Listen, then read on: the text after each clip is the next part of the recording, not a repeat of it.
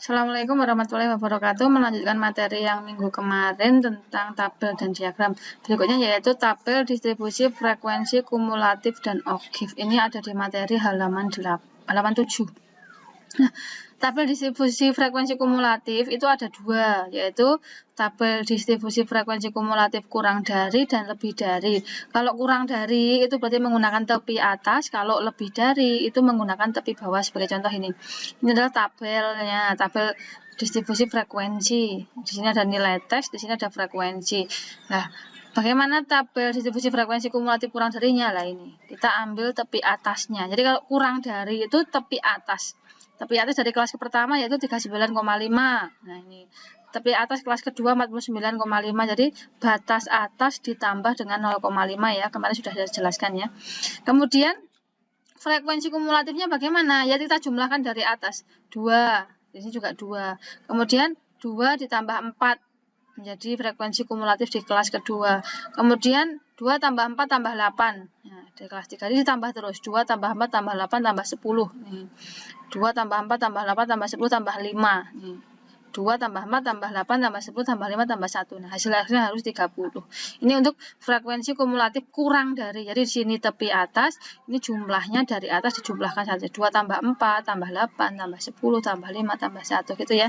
Kemudian kalau tabel distribusi frekuensi yang lebih dari, kita menggunakan tepi bawah. Tepi bawah berarti yang sebelah kiri. Ini adalah batas bawah dikurangi 0,5.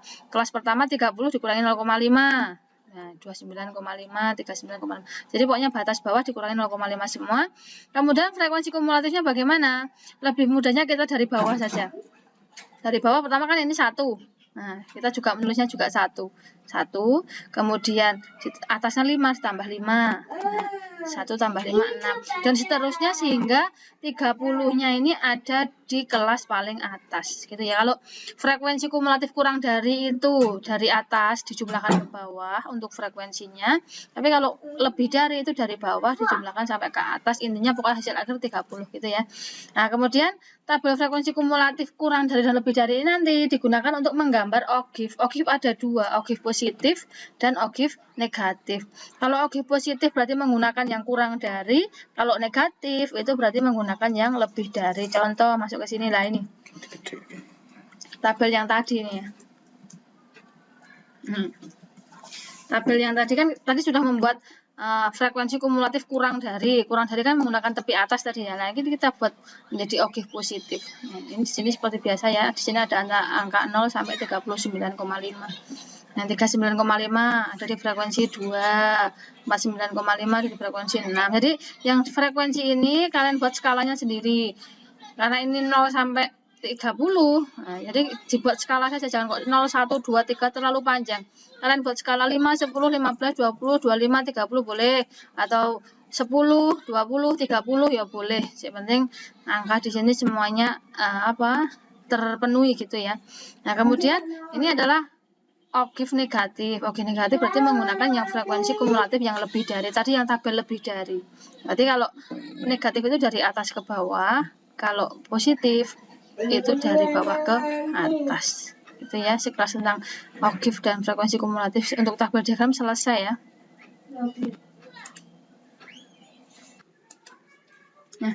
Nah, melanjutkan materi untuk yang pengolahan data yang kita mulai menghitungnya ya. Jadi ada satu ukuran pemusatan data, ukuran letak data, dan ukuran penyebaran data. Ya, kita pelajari yang ukuran pemusatan data terlebih dahulu.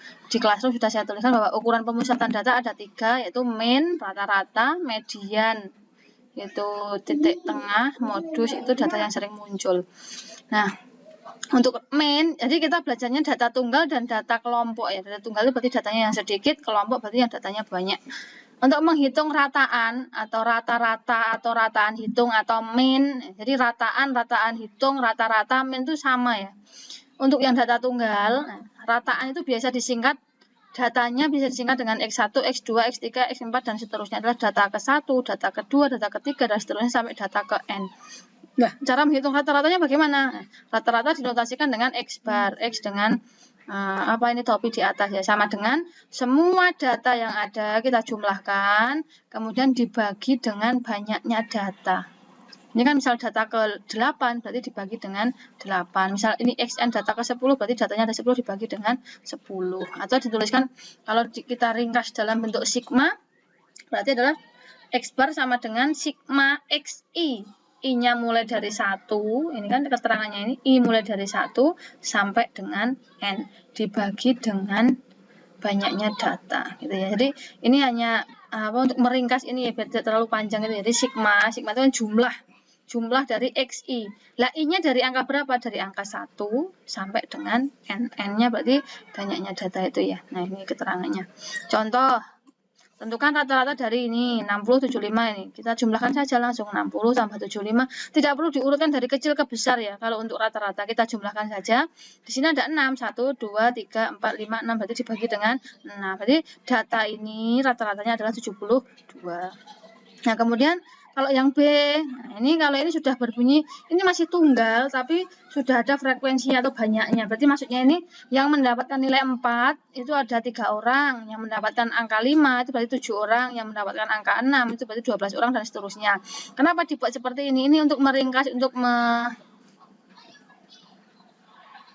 untuk memudahkan ya, daripada kalian jajar 4 4 4 5 5 5 6 sebanyak 7 kali 6 6 6 sebanyak 12 kali kan terlalu panjang kalau cah TK ya cah. Nah, ini kita buat seperti ini. Bagaimana cara menghitung rata-ratanya? Ya sama. Oh, ini yang menggunakan FI kali XI. Jadi kalau datanya ada frekuensinya seperti ini kan ada nilainya, ada frekuensinya. Jadi yang mendapat nilai 4 lebih dari 1, yang mendapatkan nilai 5 lebih dari 1. Ini berarti menggunakan rumus yang ini. Sigma dari FI, frekuensi I dikali XI. Dibagi dengan jumlah frekuensi. Nah, kita masukkan ke sini data yang tadi. Data tadi ada 4, 5, 6, 7, 8. FI adalah frekuensinya. Ada 40. Nah, kita hitung FI, XI. FI adalah frekuensi, XI adalah data. 3 kali 4, 7 kali 5, 12 kali 6, dan seterusnya. Sehingga sigma dari jumlah dari perkalian F kali X itu ada 252. Sehingga rata-rata bisa dihitung 252 dibagi 40. Ketemunya 6,30. Jadi di sini ditampilkan tabel, dibuat tabel seperti ini untuk mempermudah memasukkan ke dalam rumus ini. Daripada kalian nulis satu-satu. 4 kali 3 ditambah, 5 kali 7 tambah, 12 kali 6 ditambah, 11 kali 7 kan lebih rumit ya, lebih mudah seperti ini. Jadi kita buat perkalian frekuensi dengan data dulu, kemudian kalau sudah kita jumlahkan. Nah, kalau sudah ketemu jumlahnya baru masukkan ke dalam rumus gitu ya. Ini untuk rata-rata tunggal, data tunggal ada 2 macam. Nah, untuk data berkelompok juga sama rumusnya.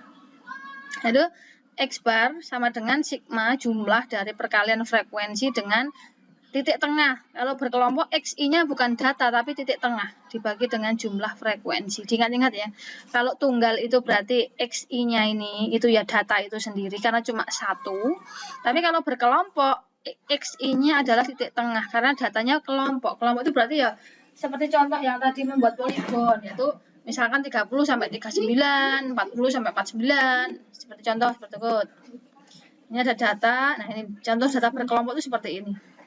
Kelompok yang pertama untuk kelas pertama 42 sampai 46 itu ada 2. 47 sampai 51 itu ada 4 orang. 52 sampai 56 itu ada 11. Seperti ini namanya data berkelompok. Rata-ratanya bagaimana cara menghitung? Kita buat tabel lagi. Pertama data, kemudian frekuensi, kemudian cari titik tengahnya. Titik tengah adalah XI. Titik tengah adalah masih ingat enggak? Berarti batas atas ditambah batas bawah dibagi 2. Ketemunya 44. Ini ya sama. 51 tambah 47 dibagi 2 dan seterusnya. Kemudian kalau sudah dicari titik tengahnya, kita kalikan dengan frekuensi titik tengah itu. 44 kali 2, 88. 49 kali 4, 54 kali 11 dan seterusnya. Kemudian kita jumlahkan perkalian dari frekuensi dengan titik tengah, kita jumlahkan 3000, jumlah frekuensinya 50, tinggal masukkan ke dalam rumus. Jadi rata-ratanya adalah jumlah dari perkalian frekuensi dengan titik tengah dibagi dengan jumlah frekuensi, rata-ratanya ketemu 60.